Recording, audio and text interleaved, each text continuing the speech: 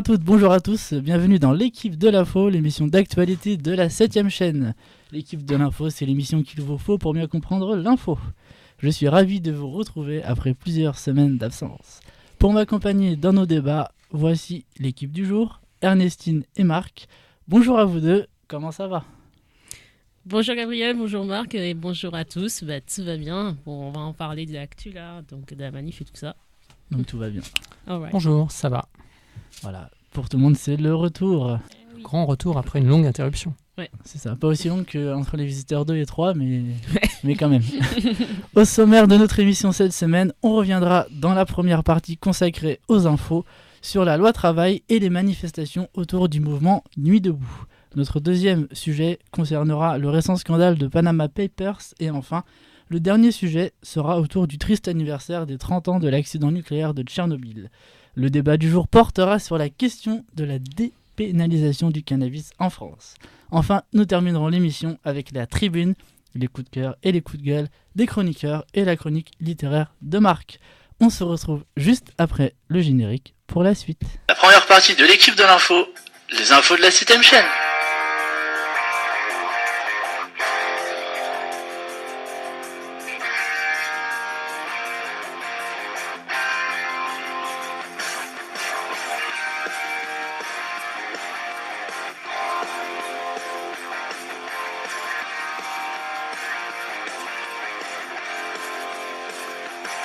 De retour pour la première partie de notre émission, les infos de la 7ème chaîne.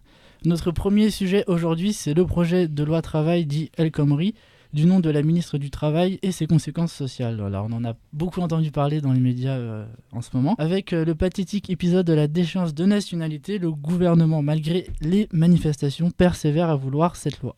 On est à 4 grèves nationales et avec une bonne mobilisation en 2 mois. Le projet a évolué et désormais le MEDEF, qui un temps y était favorable, dit qu'en l'état, il n'en veut pas. Depuis plusieurs semaines, la loi travail a catalysé les mécontentements en donnant naissance au mouvement Nuit debout qui a investi la place de la République. Parti de Paris, le mouvement s'est étendu à plusieurs villes de province et même à certaines capitales européennes. Quel avenir pour ceux qui regardent du côté de l'Espagne et de Podemos qui avaient suivi le rassemblement des indignés lors de la crise. Quant à Muriane El Khomri, que va devenir son projet de loi qui vise à modifier le code du travail? Telles sont les questions qu'on va se poser. Ernestine, on commence par sur l'avenir du mouvement, comment tu le vois? Est-ce que la mobilisation, selon toi, est plutôt bonne en France aujourd'hui? Est-ce que le gouvernement va retirer cette loi? C'est vrai que ces derniers temps et jusqu'à présent, la mobilisation est plutôt bonne, que ce soit à Paris et dans les autres grandes villes de France. Donc c'est clair que si les manifestants souhaitent que le projet soit retiré, il va falloir continuer à être mobilisés et ne pas lâcher en fait, de simplement la faire. D'autant que voilà, ce projet va être présenté à l'Assemblée nationale mardi prochain et je sais qu'il y aura justement une journée d'action dessus, tout comme d'ailleurs, au moment où on enregistre, donc le 1er mai, justement une manifestation exact. Dans ce sens-là. Quant à Nuit debout, donc c'est vrai que c'est un mouvement qui part, qui part un petit peu des origines un petit peu espagnoles et des indignés. Pareil, c'est un mouvement qui est plutôt intéressant. Moi, pour avoir participé quelques heures à ses débuts justement à ce mouvement, donc c'est plutôt intéressant. C'est une autre forme de mobilisation et d'une autre. Voilà, une autre forme pour s'exprimer en fait, parce que voilà, tout le monde veut autre chose, clairement. Le mouvement politique actuel n'est plus, est devenu trop has-been. Donc c'est clair qu'il faut ce genre de choses, un espèce d'agora public pour réfléchir, et ça serait bien qu'on soit écouté derrière, parce que là on veut, j'en parlerai tout à la fin de l'émission, mais on veut, il y en a qui veulent vraiment étouffer tout ça. Tout à fait. Ernestine, c'était un peu notre envoyé spécial en direct sur le terrain. Et juste une dernière question avant de passer à Marc. Toi qui y allais du coup, est-ce que les gens qui sont là-bas, c'est des gens politisés, ou justement tu as vu, comme on disait, des gens qui sont pas forcément dans des partis parce qu'on dit que souvent c'est entre guillemets contrôlé par les mouvements d'extrême gauche, mais est-ce qu'il y a aussi des gens qui sont pas du tout politisés et qui sont venus à ce mouvement pour essayer de faire bouger? J'ai plutôt senti que c'était des gens comme des gens ordinaires qui venaient juste participer à justement à ces assemblées à ces commissions, Donc voilà, il n'y a pas de vraiment de côté politique, et heureusement, parce que c'est aussi le but de ce genre de choses, c'est de permettre à tout le monde de s'exprimer et de pas avoir une certaine orientation politique. Tout à fait. Marc, sur la loi du travail et sur ces mouvements de manifestation nationale et Nuit debout. Alors, commençons par Nuit debout. Donc, j'ai pas été place de la République, donc je ne sais pas exactement quel est le portrait type des gens qui fréquentent. Du coup, ton avis sur j'ai vu que c'était quand même, à l'origine, c'est François Ruffin qui a lancé le mouvement. Il y a Frédéric Lordon qui intervient beaucoup aussi. Donc ça se veut, me semble-t-il, une sorte de démocratie directe. Il y a des AG sur la place où chacun a des temps de quel parole. Avenir et qu'est-ce que ça va donner? Je ne sais pas, parce que si c'est juste de réfléchir, de discuter, je suis pas sûr que ce soit ça qui fasse l'action politique. Alors après, on peut être pour ou contre la loi El Khomri, on va en discuter après, sur ses finalités en tous les cas, mais ce rassemblement dont on se dit dans les premiers temps qu'il est très sympathique, au fil du temps, on a l'impression quand même que même si ça continue, ça progresse pas. Peut-être que ça diminue pas, mais ça a plutôt tendance à stagner. Bon, après, il y a tout ce qui est périphérique, c'est-à-dire toute l'organisation nécessaire, tous les casseurs, toute la violence qu'il y a pu y avoir autour. Après, il y a l'occupation de la place de la République, certains qui sont pour, certains qui sont contre, si on se focalise sur Paris, mais après... Alors, il y avait au début du mouvement une intention dans des articles que j'avais lus de se dire, il ne faut pas qu'on reste place de la République à Paris, il faut qu'on aille dans les banlieues, il faut qu'on aille chercher les gens des banlieues pour qu'ils soient investis. Ça, j'ai l'impression que c'est un fiasco. Alors, j'ai peut-être pas suffisamment suivi, mais j'ai pas l'impression que là-dessus, ce qui est une bonne intention, c'est-à-dire de se dire que le politique, c'est pas la politique au sens qu'on connaît, les hommes politiques, les partis, les mouvements, c'est s'investir dans la vie de la cité, dans la vie des citoyens. Bonne intention, on revient vers la démocratie à la grecque, ancienne, mais pas sûr que ça perdure. Quant à calquer, parce que quand on regarde en Espagne, en fait, ça a commencé avec les indignés, puis après, Podemos, pour essayer d'accéder un peu au pouvoir et d'avoir une influence, il faut se structurer, et malgré tout, j'ai l'impression qu'il faut aussi se rapprocher d'une forme politique plus traditionnelle. Ernestine, là-dessus, disons que le problème de ce mouvement, on va dire, il y en a certains qui disent que, par exemple, c'est des choses qu'on a déjà vues dans le passé, des choses qui ont essayé de se former, ça n'a pas marché. Donc, quelles seraient les finalités pour que ça marche, ce mouvement-là? Est-ce que, comme tu dis, il faut essayer de faire quelque chose de beaucoup plus global, aller à d'autres endroits que la place de la République, essayer de bâtir aussi peut-être un programme citoyen pour la présidentielle et essayer de voir quel candidat, à court terme, je parle. Parce que ce mouvement, je pense qu'il est pas pour la 5e République, mais il faut bien que ces idées puissent à un moment accéder au pouvoir, ne serait-ce que pour changer le régime. Il faut j'ai l'impression que le côté le plus positif de ce mouvement, avec tous ses défauts, toutes ses dérives, c'est de se dire que malgré tout ce qu'on peut lire sur la désaffection des Français pour la politique, tout ça, il y a quand même une volonté de se rassembler et de faire évoluer les choses. Donc ça, c'est quand même un côté positif. Après, comment ça se traduira, là, je suis plus dubitatif. Donc Ernestine. Oui, non, c'est ça. Là, pour le coup, je vous rejoins dessus. C'est en fait, le problème de ce mouvement, c'est ça, c'est que effectivement, tout est en train de se construire en bas, mais après, pour faire remonter les idées, là, il n'y a pas encore de solution. Donc, du coup, c'est quelque chose qui risque de bloquer, donc de perdurer, mais finalement, les choses n'évoluent pas forcément. Donc, oui, il faut voir comment on peut faire pour faire en sorte que ces idées remontent. Mais après, effectivement, ça exige à créer une espèce de structure avec peut-être des personnes, certains représentants pour faire remonter ces idées-là aux députés. Et puis au bout d'un moment, il faut peut-être faire son deuil de l'image d'un mouvement dans lequel il n'y aurait jamais un leader qui émergerait. J'ai l'impression, en regardant un peu l'histoire et d'autres sociétés, qu'à un moment ou à un autre, quelle que soit la taille du groupe, de la société ou de la nation, il y a toujours des gens qui émergent et il y a malgré tout des chefs et des gens qui ne sont pas chefs. Et alors la volonté initiale qui est très bien de tout le monde s'exprime, c'est très bien, mais il faut, me semble-t-il, savoir dépasser ça parce qu'autrement ça risque d'être stérile. Après il va trouver un nouveau moyen d'avoir une sorte de leadership. Par exemple, je sais pas, quelqu'un dans le groupe serait pendant un temps donné la personne qui essaye de mener ça plus loin et puis après on change régulièrement. Oui, ça rejoint le non-cumul des mandats et le nombre de mandats limité dans le temps. Et tu peux aménager plein de choses. Par exemple, si la personne, pendant son mandat, on s'aperçoit qu'il il tient pas ses promesses, il peut y avoir peut-être un mouvement qui demande à ce qu'on change de chef ou des choses comme ça. Il faut voir ce que ça peut donner, mais après c'est vrai que c'est un mouvement qui veut pas d'avoir de chef pour justement ne pas être dans le modèle politique actuel et se démarquer. Mais après c'est sûr que pour que ça pèse et que ça ait une Mais si on revient sur Podemos, maintenant c'est bien incarné par Pablo Iglesias. Exactement. Tout à fait. Encore sur ce thème-là, plus parler maintenant de la loi du travail en tant que telle. Est-ce que le gouvernement, selon vous, va encore pouvoir tenir un an, entériner cette loi une bonne fois pour toutes, ou à votre avis, est-ce que ça va céder? Sachant que les mouvements, comme tu l'as dit Ernestine, sont plutôt bons. Les chiffres des manifestants, c'est à peu près les mêmes que ceux du CPE à l'époque, au début en tout cas. Après, je sais pas si, à mon avis, après ça a plus augmenté pour le CPE. Mais en tout cas, on voit que les chiffres des manifestations sont plutôt corrects pour des manifs de genre. Et par exemple, même par exemple la manif pour tous qu'on pourrait comparer dans le camp adverse, les chiffres sont à peu près égaux. Donc est-ce que ça peut faire plier le gouvernement? Est-ce que c'est la manifestation qui doit faire la décision, ou est-ce qu'on se dit pas qu'on a élu des hommes politiques ou des femmes politiques qui sont là pour mener les projets?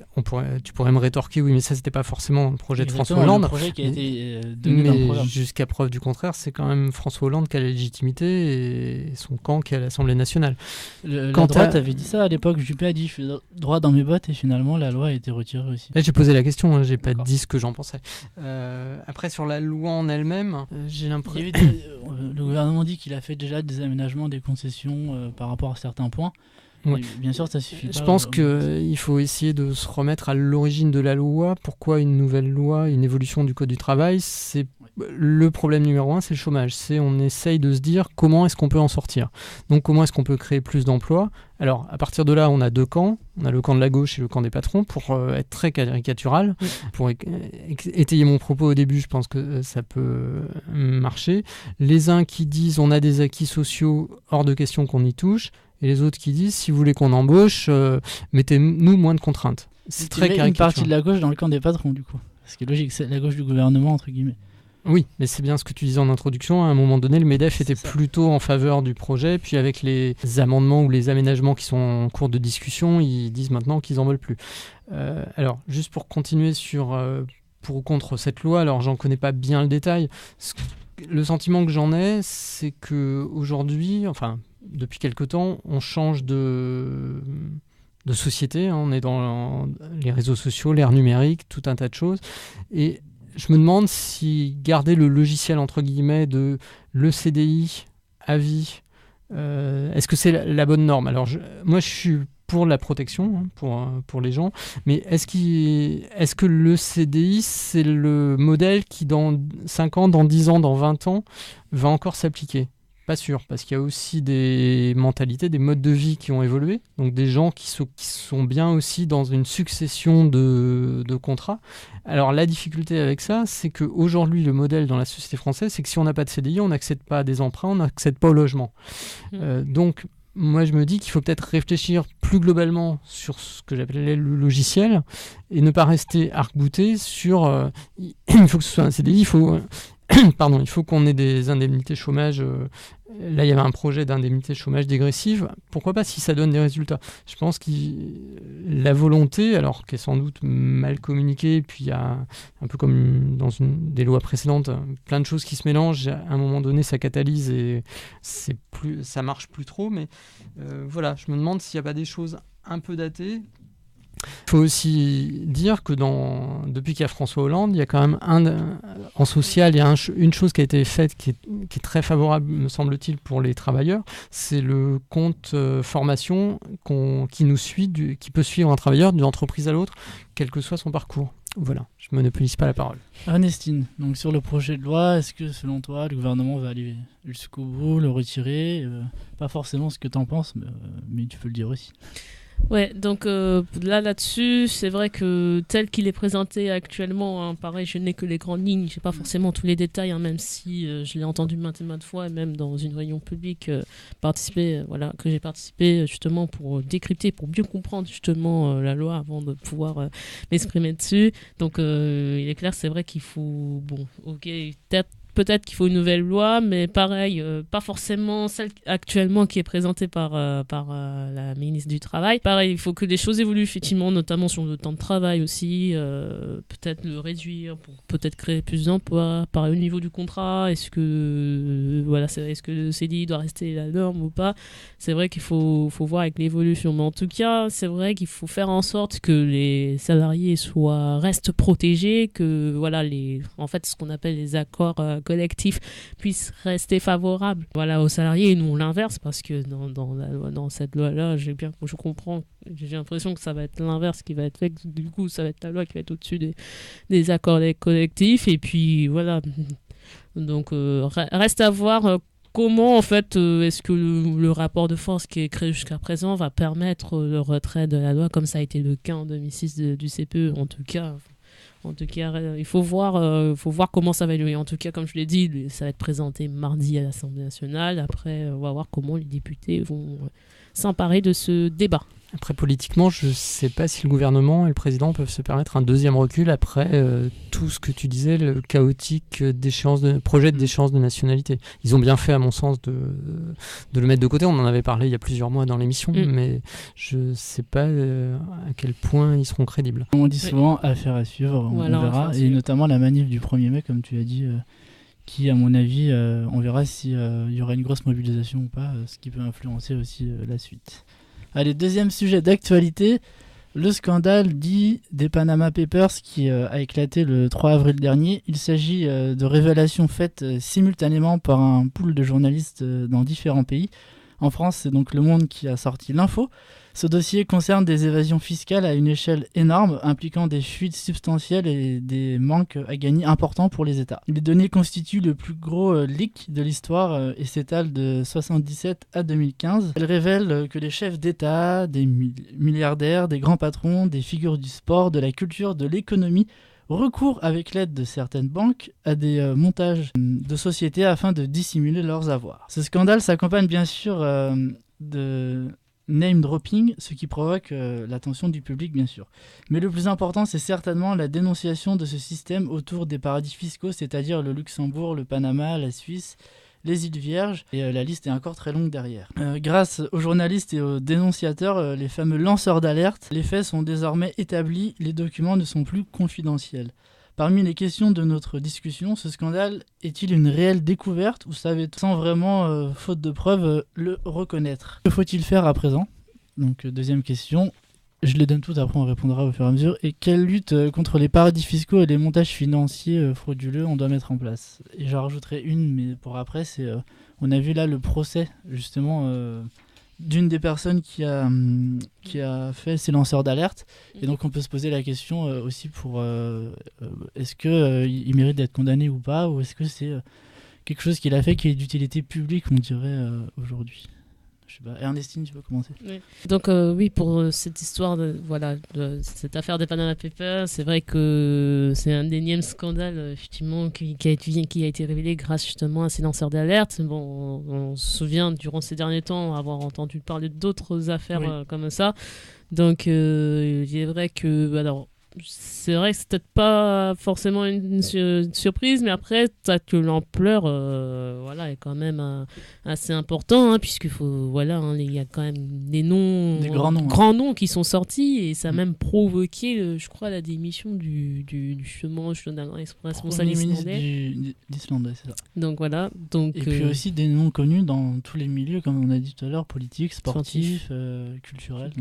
Donc effectivement là effectivement va se poser la question, comment lutter contre ces paradis-là, et justement aussi comment protéger ces lanceurs d'alerte, puisqu'il y en a vraiment besoin. On va en parler de toute façon un peu plus tard. Marc, alors est-ce qu'on savait? J'ai tendance à dire oui. Alors là, c'est un formidable travail journalistique qui nous en donne encore un peu plus. Dans une autre émission sur cette même radio, on avait parlé d'un livre qui s'appelle Tentative d'évasion fiscale. C'était exactement ce thème-là de Monique et les Pinsons-Charlot. Dans l'émission Délivrez-vous, l'émission culturelle, on avait parlé de ce sujet. Oui, il y a des noms, il y a même des noms qui pose problème pour la France. Ah oui. Juncker, le Luxembourg, on est dans l'Union européenne et on sait que c'est la plaque tournante. Alors après, c'est quoi ce scandale ? C'est donc des gens, pour être synthétique, qui font des montages financiers de manière à échapper à des prélèvements fiscaux. Alors, quelles en sont les conséquences ? Les conséquences, c'est une perte sèche pour les États qui en sont victimes. Et derrière, comment est-ce qu'on comble ça ? En augmentant les impôts de ceux qui vont payer des impôts. Donc le risque avec ces scandales qui, me semble-t-il, oui, bien sûr, il faut les dénoncer. Et comme je disais, j'ai l'impression que c'est pas une nouveauté, si ce n'est peut-être par son ampleur, mais c'est pas une découverte. C'est quand Sarkozy était président de la République, je me souviens de réunions internationales où il disait nous allons mettre fin aux paradis fiscaux. Il n'était pas le seul à le dire. Et je pense que là, pour le coup, c'est pas faire de l'anti-sarkozisme que de dire que de toute façon à gauche ils font pas mieux. Ils disent qu'il faut faire quelque chose et ils n'y arrivent pas parce que tout est imbriqué en fait. Le monde quelque part fonctionne comme ça. Alors après, le risque, c'est que comme je disais, les conséquences, c'est les petits ou les moyens qui vont payer, qui risquent d'avoir un sentiment de c'est tous des pourris. Ceux qui ont les moyens, ils font en sorte de ne pas payer d'impôts, de ne pas être pour la solidarité, puisque l'impôt, c'est ça. En gros, c'est ce qui aide, ce qui permet la solidarité dont on parlait sur le sujet précédent. Alors après, le risque aussi, c'est que ça soit récupéré par des mouvements qui nous disent que rien ne va bien, je vous l'avais bien dit, c'est tous des pourris. Alors là, ça tombe bien, parce qu'il y a un proche de Marine Le Pen ou deux qui sont dans les listes. Donc là, on n'a pas trop entendu le Front National dire, vous voyez bien, nous, on serait différents, puisque pour le coup, on voit bien que c'est pas l'obédience politique qui fait qu'on mange dans ce râtelier-là, c'est qu'on a des gros moyens et que donc on veut dissimuler. De toute façon, Marine Le Pen, en ce moment, elle a une stratégie un peu du silence. On la voit moins dans les médias, mais c'est fait exprès. Parce que comme elle a vu que ça n'a pas marché, on va dire, le résultat au régional, même s'ils ont fait un gros score, ils ont changé de stratégie là-dessus. Ernestine. Oui, donc effectivement, pour venir sur ça, c'est vrai qu'on entend beaucoup parler des paroles, justement, d'idées pour permettre de contrer ces paradis fiscaux, mais effectivement, il faut passer au SAT et rapidement pour éviter ce sentiment, effectivement, d'injustice entre ceux qui payent des impôts et finalement ceux qui trichent finalement pour ne pas en payer parce qu'ils pensent que sans les impôts ça fait peur et tout. Parce qu'en plus ils trichent mais ils bénéficient des avantages fiscaux que peuvent mettre en place certains gouvernements pour embaucher, ne pas payer de charges sur les plus bas salaires, enfin c'est juste comme ça. Et du coup, qu'est-ce qu'on pourrait mettre en place pour éviter ces scandales-là et que les gens, justement, ils plaisent le sentiment que tu as dit de tous pourris ? Est-ce qu'il faudrait que toutes les banques, quand elles ont ou tous les paradis fiscaux, mettent la liste régulièrement à jour, peut-être que ça éviterait de... Je sais pas, il faut qu'on arrête nos relations diplomatiques avec le Luxembourg, avec la Suisse. Déjà, là, ça... Alors, ce qu'on fait généralement, c'est qu'on les arrête avec des États très lointains, bien sûr, où t'as pas d'intérêt, sur lesquels on a peu d'intérêt. C'est pour ça que volontairement je prends la Suisse et le Luxembourg. Je suis pas sûr qu'il y ait une solution immédiate. Okay. Après, voir s'ils acceptent effectivement d'échanger des informations, en fait, même que rien que pour l'Europe, que tous les pays d'Europe puissent échanger des informations par rapport justement à ces détails-là. Par rapport à ça, juste les lanceurs d'alerte dont tu parlais, il y a quand même une directive européenne qui est sortie il y a quelques jours où on était censé pouvoir les protéger. Et maintenant, on les protège plus. Donc on voit bien. La dernière question justement sur les lanceurs d'alerte. Donc on a vu qu'il y a eu un procès qui s'est ouvert sur un des lanceurs d'alerte. Je ne sais plus exactement. Oui, c'est ça. Et du coup, selon vous, est-ce que, il y en a qui ont dit par exemple que lui, il avait un procès, mais tous les gens qui faisaient la fraude fiscale passaient entre les mailles du filet. Donc, est-ce que vous êtes plutôt dans un mouvement en disant qu'il a eu raison de faire ça parce que c'est un travail de journaliste et quelque chose d'utilité publique de sortir les noms et de savoir, les gens qui ne payent pas d'impôts, est-ce que c'est normal selon vous ? Et est-ce qu'ils méritent d'avoir un procès pour avoir fait cette... Les lanceurs d'alerte, généralement, ne sont pas les journalistes, mais sont les sources des journalistes. Oui, non, mais disons qu'il a fait un travail, on va dire, que pourrait faire un journaliste, je sais pas, comme dans Complément d'enquête ou quelque chose. Enfin, c'est un exemple. Après, moralement, on peut sans doute se poser la question, parce que quand on est embauché dans une société, on a une sorte de clause morale vis-à-vis de cette société. Après, on a sa conscience qui peut passer au-dessus, et si on voit vraiment des choses qui vont pas, me semble-t-il, on est légitime à les dénoncer. Et si on les dénonce, on est légitime à attendre d'être protégé, non pas forcément d'avoir un procès. Et en même temps, c'est pas totalement aberrant de se dire que c'est quand même une faute professionnelle d'avoir Il y a eu les deux cas de lâché des secrets, donc c'est Oui. pas forcément... Il faudrait pas non plus basculer de l'autre côté et dire c'est absolument dégueulasse qu'il y ait un procès dans ces cas-là. Pour moi, les arguments qu'ils ont donnés les uns et les autres sont assez pertinents, on va dire. Après, c'est chacun se fait son opinion là-dessus. Ernestine. Ouais, pareil, c'est vrai que ce que j'entends justement entre le pour et le contre là-dessus sont plutôt intéressants. Après, effectivement, je sais qu'il y a justement une loi qui est en train d'être analysée à l'Assemblée nationale depuis le 30 mars dernier, justement, où on essaye. Le but, c'est de protéger tout simplement les lanceurs d'alerte. Je crois que la loi s'appelle le Sapin 2. Et donc en fait c'est permettre aux lanceurs d'alerte effectivement éventuellement d'alerter éventuellement en interne, mais s'il y a complicité effectivement en interne, pourquoi pas alerter en externe, voire saisir la Cour européenne des droits de l'homme. J'espère que ça sentira pas le sapin cette loi encore une fois. Ouais, on ne sait pas. On passe au troisième sujet où il y avait encore des éléments là-dessus. Non, c'est très bien. Ah. Alors le troisième sujet d'actualité du jour, c'est la commémoration de la catastrophe nucléaire de Tchernobyl. C'était le 26 avril 1986, il y a juste 30 ans. L'accident a été provoqué par l'augmentation incontrôlée de la puissance du réacteur numéro 4, conduisant à la fusion du cœur de la centrale. Cela a entraîné une explosion et la libération d'importantes quantités d'éléments radioactifs dans l'atmosphère, provoquant une très large contamination de l'environnement et de nombreux décès et maladies survenus immédiatement ou à long terme du fait des irradiations ou contaminations. Les conséquences de la catastrophe de Tchernobyl sont importantes, aussi bien au plan sanitaire, écologique, économique que politique. Plus de 200 000 personnes ont été définitivement évacuées. Le nombre de décès imputés à la catastrophe varie selon les sources, de 9 000 à 90 000. On a vu récemment des reportages et des photos sur cette zone interdite où quelques marginaux errent parfois.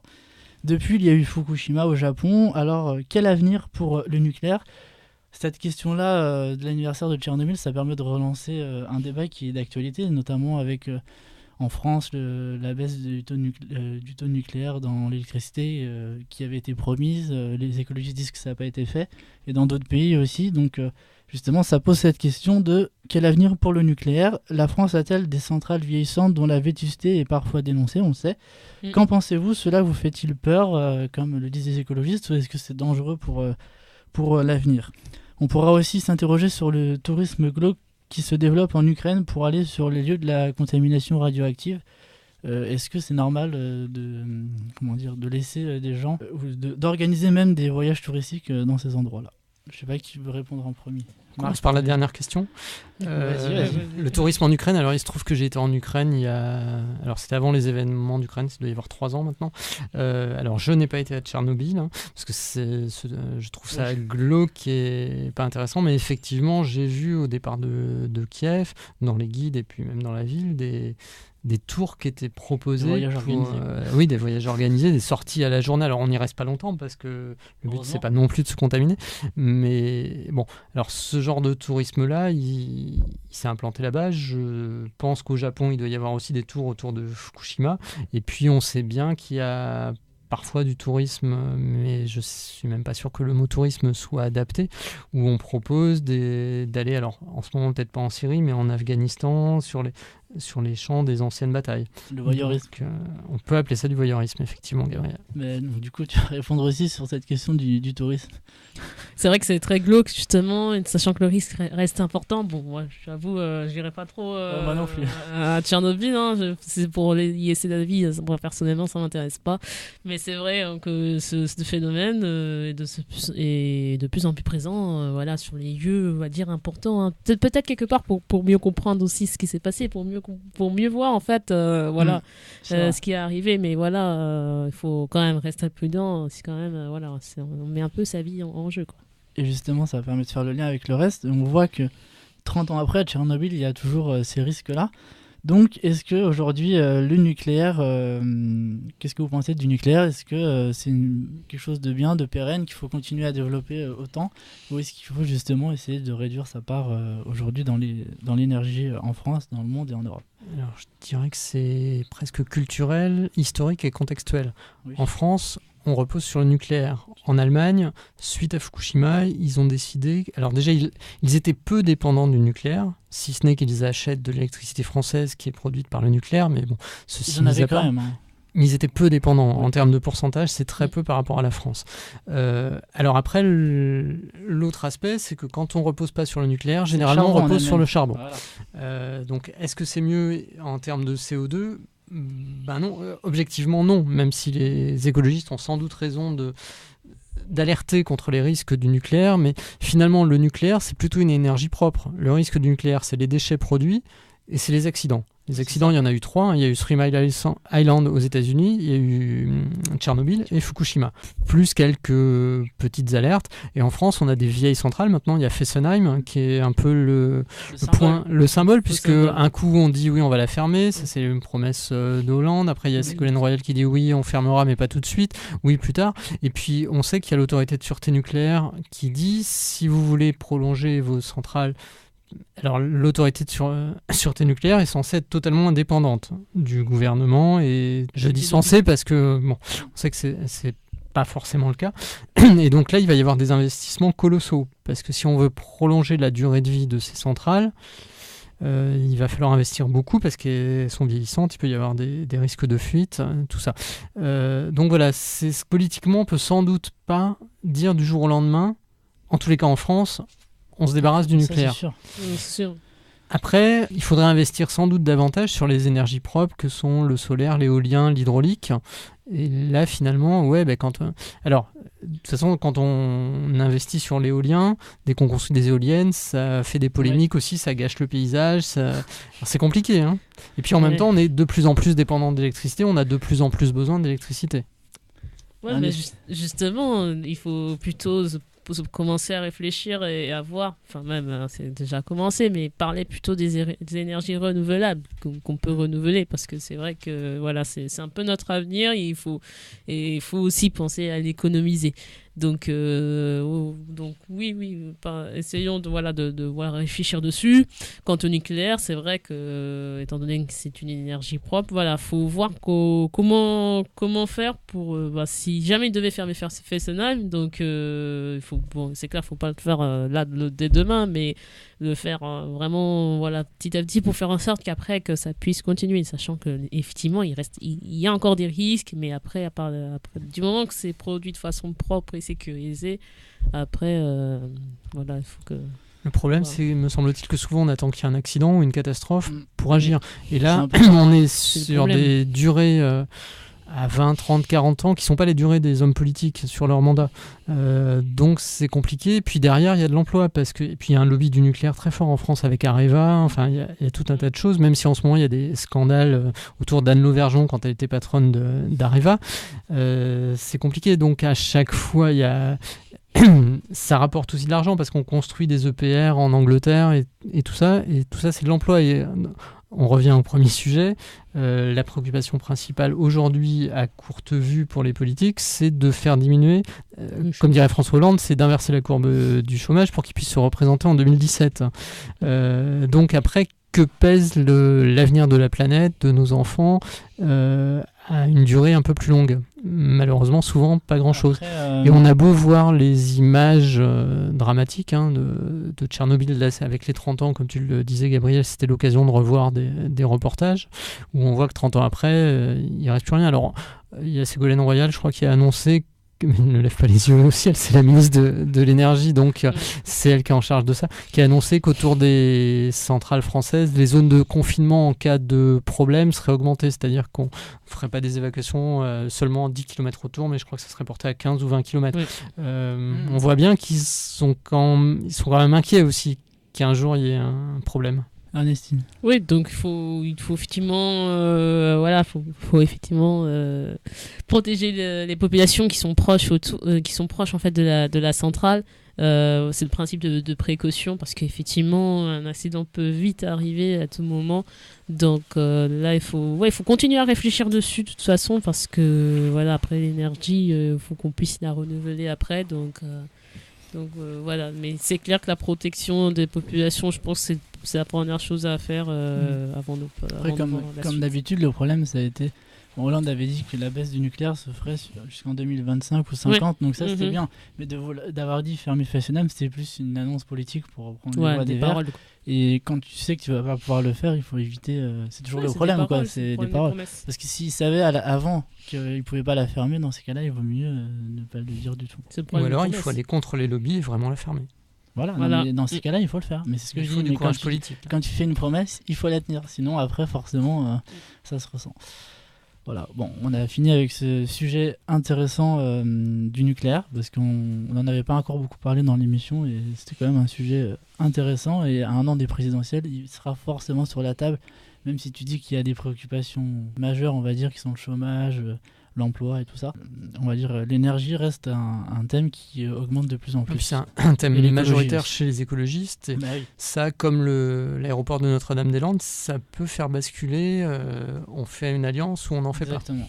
Et sur ce, c'est la fin de notre première partie sur les sujets d'actualité du jour. Mais on revient dans un instant pour la suite et le débat. À tout de suite. Seconde partie de l'équipe de l'info, le débat de la 7ème chaîne.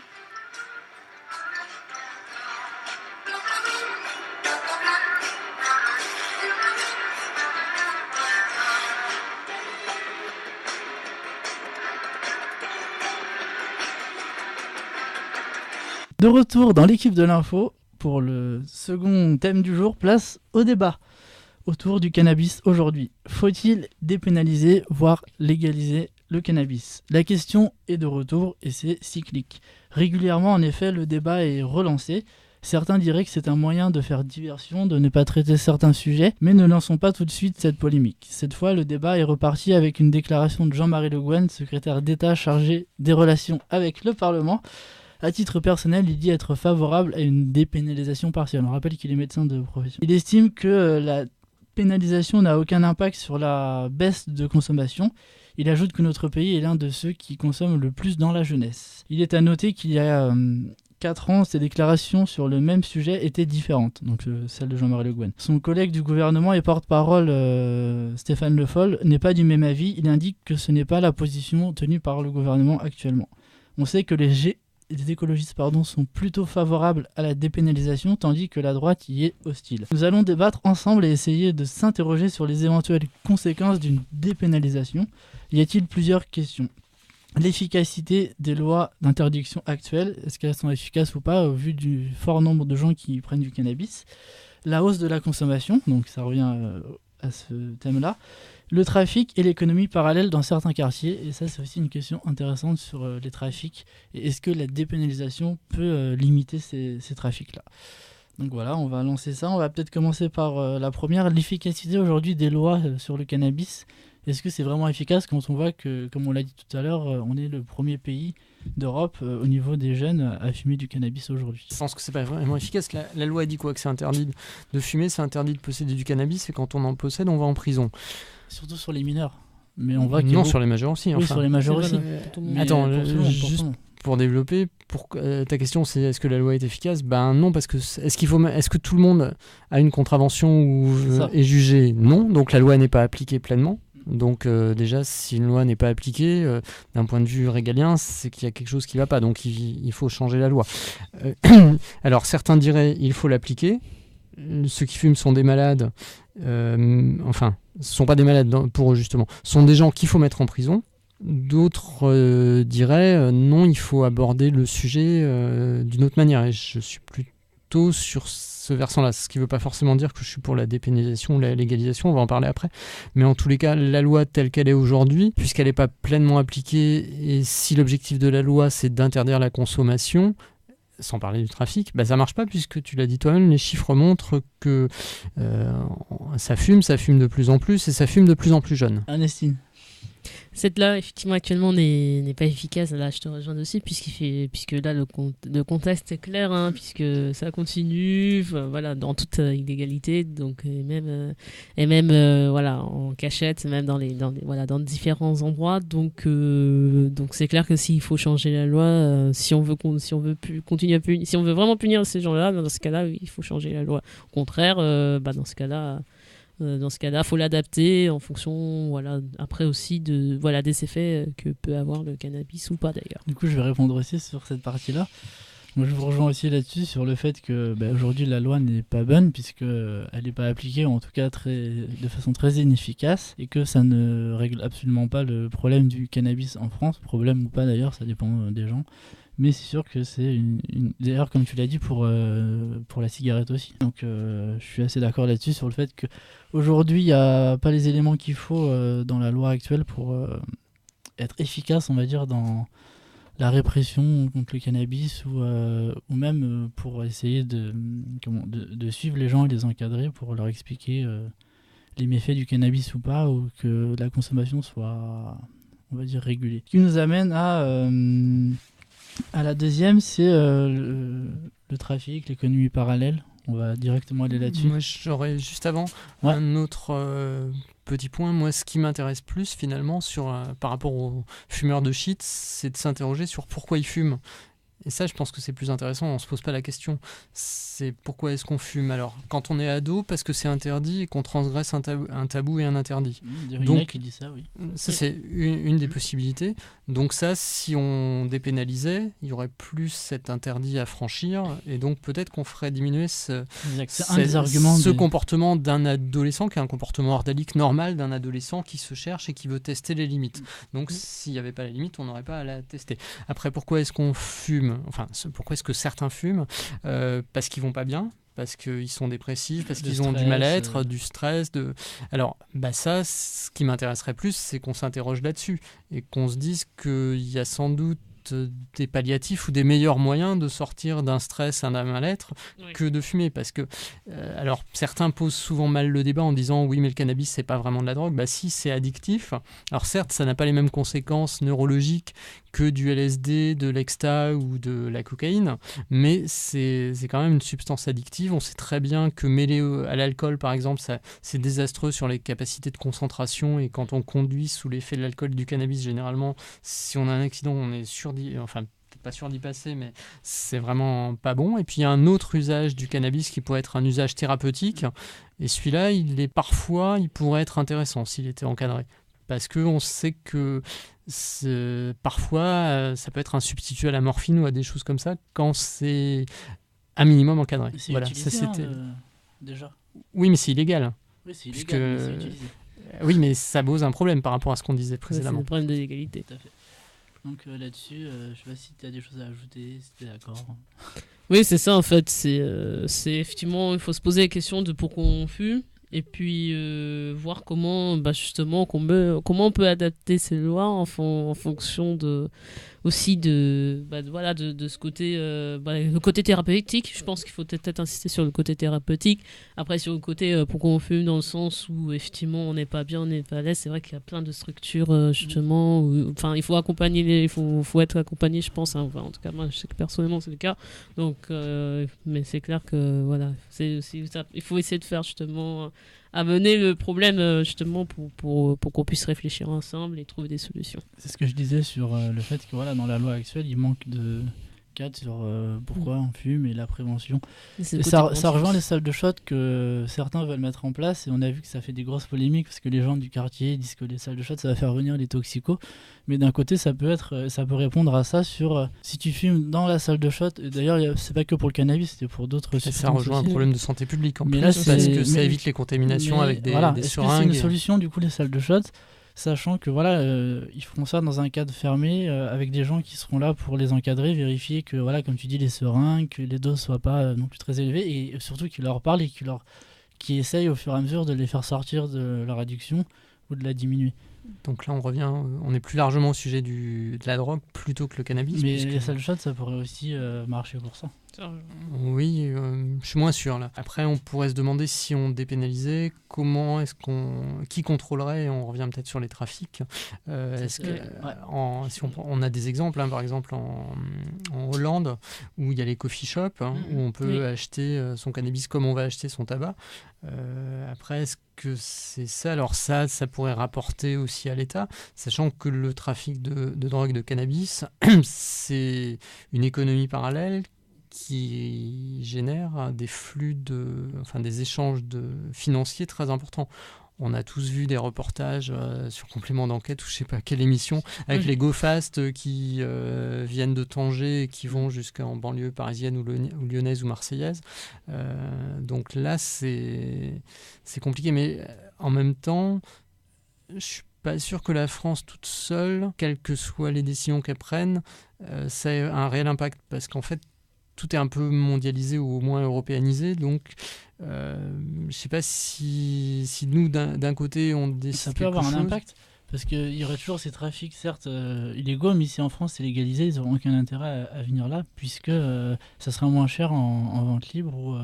Il y a cette question-là, en tout cas c'est un argument des défenseurs de la dépénalisation qui disent vraiment que ça limiterait les trafics parallèles. Mais après, tu en as d'autres qui disent que du coup les c'est de se trafics dire que l'État deviendrait une sorte de dealer puisque c'est de la drogue et qu'il les vendrait. Donc je disais, et du coup il y a l'argument de ceux qui sont contre qui disent que les trafics parallèles se décaleront à d'autres choses que le cannabis, d'autres formes de drogue, ou ça augmenterait d'autres trafics d'armes, des choses comme ça. Je sais pas, Ernestine, sur le fait de l'économie parallèle et tout ça, est-ce que selon toi ça pourrait limiter cette chose-là, ou il faut faire des lois plus internationales? Ouais, si jamais effectivement ça devait être le cas en France, le fait de se dépénaliser, le problème c'est qu'effectivement si le prix effectivement est plus élevé que en vente, on va dire en vraie vente qu'en vente parallèle, donc il est évident que les gens continueront peut-être à se rallier sur la vente en fait parallèle. Et donc après, s'il faut pénaliser, c'est clair il va falloir peut-être travailler avec les autres pays de nos voisins justement, ça, parce que voilà, vraiment chaque pays a ses propres idées, a son propre avis. Donc je pense notamment aux Pays-Bas et par rapport à la France, et voir comment on peut travailler pour limiter aussi ce trafic. Et s'il fallait dépénaliser, voilà. Aux Pays-Bas, c'est un bon exemple parce qu'on voit que la dépénalisation, je ne sais pas si elle a fait baisser la consommation, je ne suis pas sûr, mais en tout cas, oui, elle a fait baisser les trafics parallèles là-bas. Donc ça, déjà, c'est une bonne chose. Après, je ne me suis pas renseigné sur est-ce que ça a fait baisser la consommation globale ou pas, je ne sais pas. Mais en tout cas, c'est mieux encadré déjà. Tu disais tout à l'heure que c'est en France qu'on fumait le plus, donc ça n'a pas généré d'accroissement de la consommation comme on peut la connaître actuellement en France. Mais c'est vrai qu'aux Pays-Bas c'est plutôt bien fait, c'est assez bien encadré, c'est une loi qui a été bien mise en place et les gens sont plutôt satisfaits. Et il y a très peu de gens, même les gens qui fument pas, même d'anciens je crois ministres ou députés qui étaient des Pays-Bas qui étaient contre la dépénalisation, qui aujourd'hui ont reconnu que c'était quelque chose qui avait bien marché. Enfin pour ce pays-là, après voilà, faut voir comment ça sera fait en France, ça se trouve il y aura peut-être pas les mêmes éléments. Il y a aussi beaucoup de députés dans des quartiers, comme par exemple à Marseille, mais aussi en région parisienne, qui sont pour la dépénalisation en expliquant qu'eux, ils sont sûrs, selon leurs termes, qu'en dépénalisant, ça limitera fortement ces trafics-là.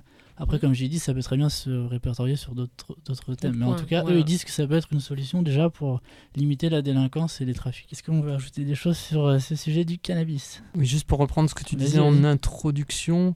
là on vient d'en discuter, il y a le débat qui de manière récurrente ressurgit. Alors on peut se demander par rapport au calendrier politique quand est-ce que ça arrive, si c'est le bon moment. Moi ce que je trouve un peu frustrant, c'est qu'à chaque fois ça émerge et puis ça fait quelque part, ça fait pchit, on n'en parle plus et on n'avance pas. Ils en parlent forcément pendant la présidentielle, ça il y a toujours quelqu'un qui lance le sujet sur la table. Oui, mais derrière il se passe pas forcément grand chose. J'ai l'impression que là, ce que vient de dire Jean-Marie Le Guen, alors qui à titre personnel a évolué, mais d'autres l'avaient dit avant, notamment les Verts.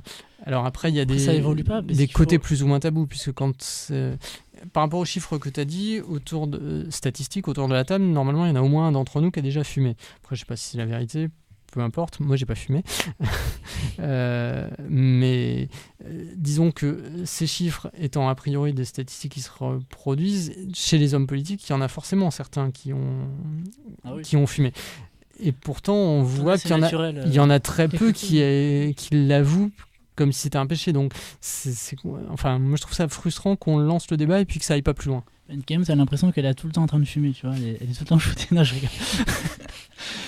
Bref, pour revenir sérieux, c'est intéressant ce que tu disais là-dessus. Et c'est vrai que, je sais pas, Ernestine, si par rapport à ce qu'a dit Marc, Si Ouais, t'es non, là, sur le coup, il a raison. C'est ce problème cyclique, comme tu le disais au tout début justement de ce débat, c'est que ça s'en va et ça revient. Donc à un moment donné, si on veut aller plus loin, il faut un peu pousser le bouchon en fait. C'est fait Donc, comme une c'est ça. chanson de Claude Ouais, François. il avait tout compris déjà, tu vois, sur le sujet. Mais par exemple, mais après, ça avance pas parce que c'est vrai que par exemple, et ça c'est vrai, Hollande dans son programme de campagne n'avait pas parlé d'une dépénalisation du cannabis. Donc, C'est Non, peut-être pour ça que ouais. Stéphane Le Foll dit que c'est pas la position Voilà, du forcément. gouvernement. Là-dessus, ouais. il est cohérent, on va dire. C'est la cohérence. Par contre, là, si on arrive au terme de notre débat, à la question initiale que tu as posée, on n'a pas réponse pour ou contre la dépénalisation de Bah, chacun vas-y, d'entre nous. réponds-y alors. Tout à fait. Après, on en a parlé un peu dans nos débats. Là, on a plus donné les arguments des uns et des autres.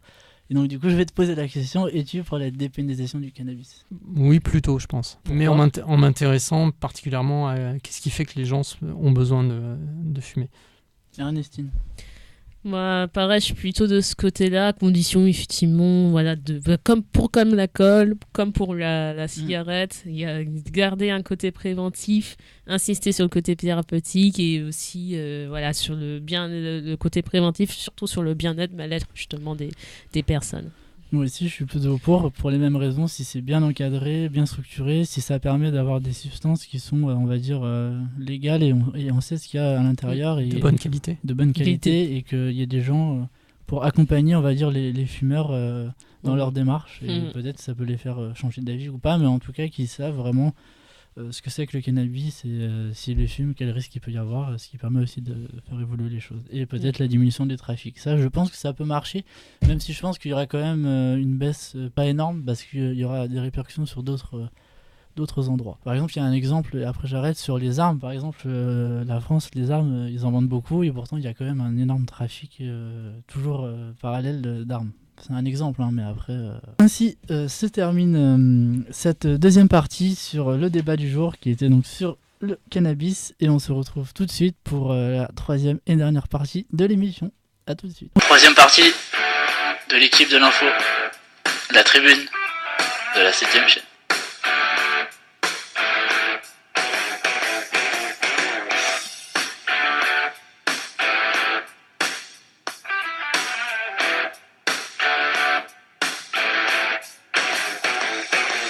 On se retrouve pour la dernière partie de l'émission, la tribune de l'équipe de l'info. C'est le temps des coups de cœur et des coups de gueule des chroniqueurs, complété par la chronique littéraire de Marc, comme à chaque fois. Quelle est votre humeur du jour à l'un et à l'autre? Enjoué, offusqué, guillerette, chafouine, triste ou révolté? En ce moment, ça peut le faire.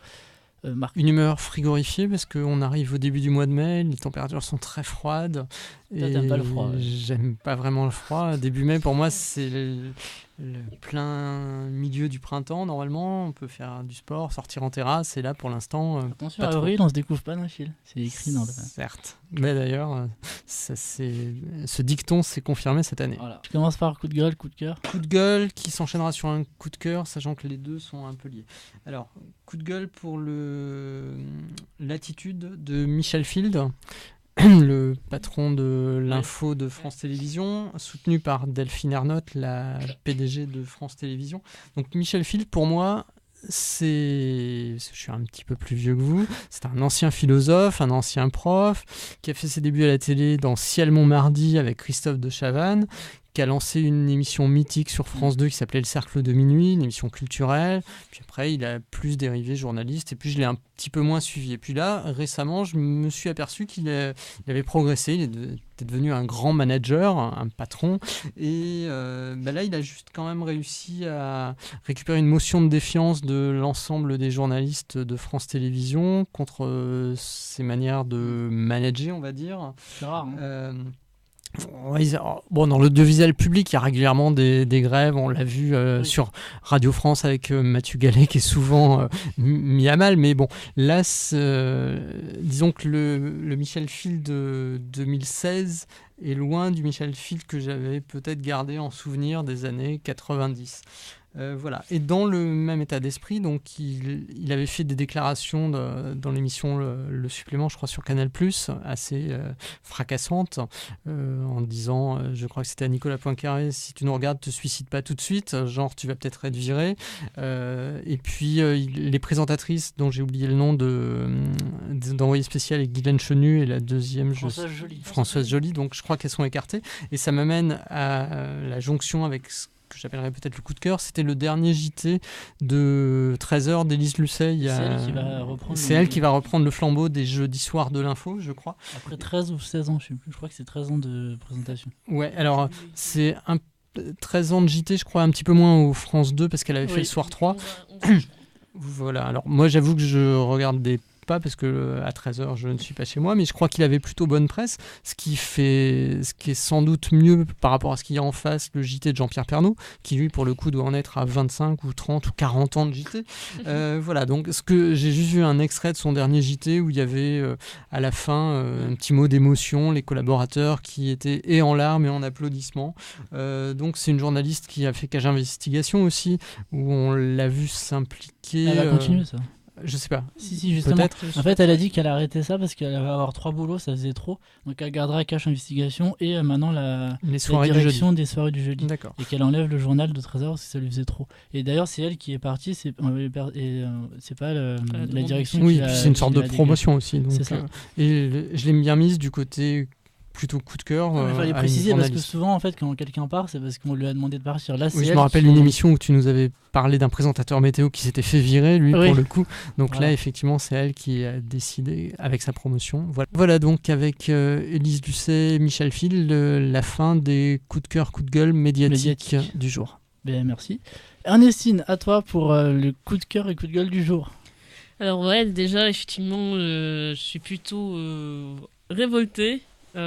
Parce que voilà, parce que ce que je vais vous raconter, effectivement, révolté dans le sens où voilà, il y a les manifestations, il y en a une qui va avoir lieu, comme je l'ai dit, ce dimanche, dimanche dernier, le 1er mai, entre Bastille et Nation. Entre-temps, il y a eu d'autres manifestations et à chaque fois, on parle toujours de la même chose, on parle très peu de la manifestation en soi et on parle surtout de la même chose, c'est-à-dire les casseurs qui vont casser, qui vont aller chercher, qui vont aller blesser les policiers et les policiers qui vont aller blesser des manifestants que j'appellerais de manifestants innocents, vraiment ceux qui sont juste venus pour manifester de façon pacifique. Ça me révolte et moi j'ai juste un mot à dire, c'est stop à la violence quoi. Stop à la violence parce que c'est bon quoi. Franchement, faut arrêter. À chaque fois, c'est toujours la même chose. Bon, effectivement, d'un côté, c'est inadmissible que des policiers soient blessés, mais d'un autre côté, c'est aussi inadmissible qu'un étudiant de Rennes 2 ait perdu son œil là jeudi dernier. Donc vraiment, il faut vraiment que ça s'arrête tout ça. Faut nous laisser manifester. Ceux qui cassent, franchement, arrêtez, allez faire ça loin de la zone manifestation.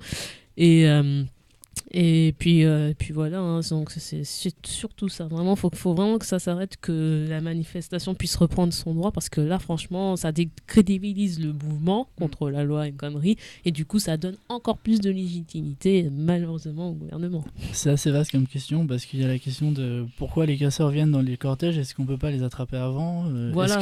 Du coup, il y a des gens qui disent est-ce que c'est instrumentalisé par le gouvernement pour qu'on parle de ça? Ça, je sais pas, hein, je dis les choses que les gens disent, donc parce qu'ils disent que les casseurs, pourquoi on peut pas les intercepter dans l'état d'urgence, bref, il y a ça et je suis d'accord avec toi. Et puis la CGT l'a rappelé aujourd'hui, c'est bien qu'ils le fassent, que pour le 1er mai, ils ont un cortège avec un service d'ordre très efficace et que normalement quand on va dans les cortèges, c'est plutôt assez bien encadré et souvent les problèmes c'est en fin de manif avec les casseurs qui arrivent. Mais les cortèges en tant que tels, souvent dans les cortèges officiels avec les syndicats, ça se passe plutôt bien parce qu'il y a un service d'ordre très efficace des syndicats souvent. Ouais, pour y avoir participé, je confirme que le service d'ordre de la CGT est un des meilleurs actuellement. Ouais, non, je te rejoins dessus. Le 31 mars, justement, ça s'est plutôt passé comme ça, où le cortège a pu faire sa route, mais voilà, du côté de la CGT.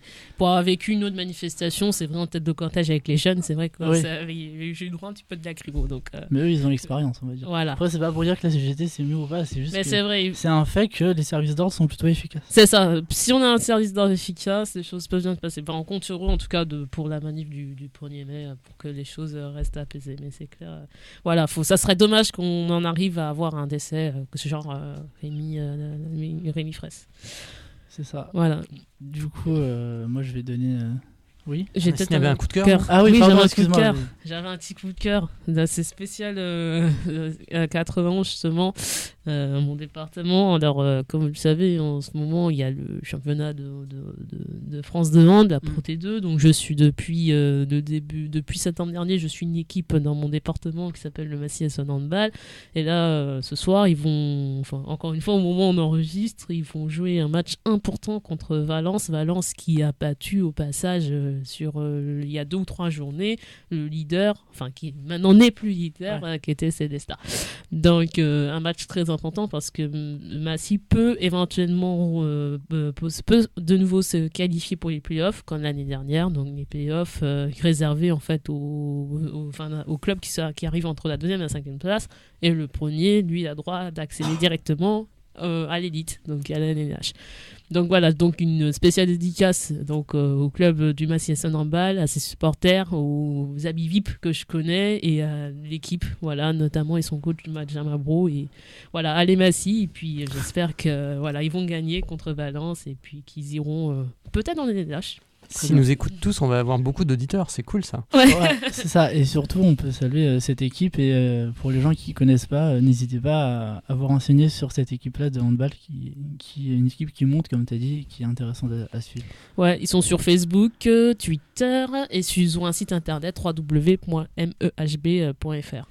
Voilà, merci. Et toi Gabriel, coup de cœur, coup de gueule? Moi c'est un coup de gueule et un coup de cœur, ça m'amuse en même temps. Enfin, c'est pas vraiment un coup de cœur, mais donc déjà le coup de gueule, c'est donc Emmanuel Macron qui a lancé son mouvement. On en avait déjà parlé, je crois.